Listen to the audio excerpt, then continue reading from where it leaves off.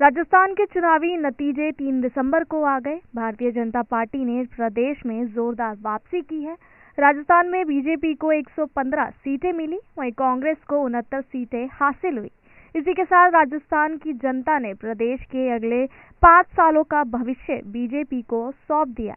वहीं नतीजों के बाद अशोक गहलोत ओएसडी रहे लोकेश शर्मा ने उन पर निशाना साधा और उनके नेतृत्व पर सवाल उठाए। अशोक गहलोत के ओएसडी रहे लोकेश शर्मा ने कहा कि मैं नतीजों से आहत जरूर हूं, लेकिन अचंभित नहीं हूं।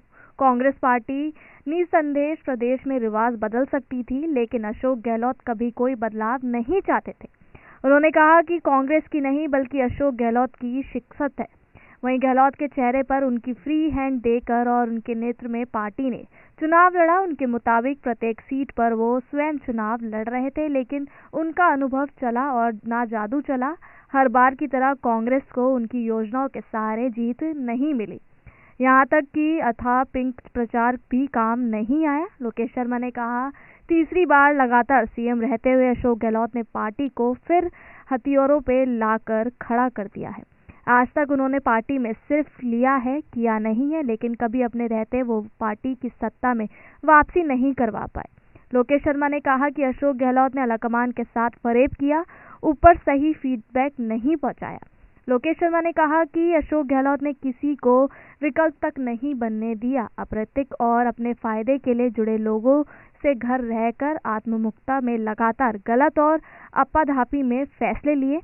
तमाम फीडबैक और सर्वे के दरकिनार कर अपनी मर्जी चलाते रहे और अपने पसंदीदा प्रत्याशियों को ये जानते हुए कि वह टिकट दिलवाने की जीत है, लेकिन स्पष्ट रूप से हार रहे हैं।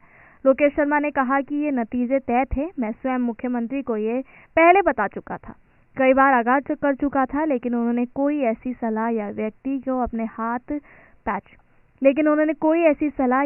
अपने साथ नहीं चाहिए था जो उन्हें सच बताए।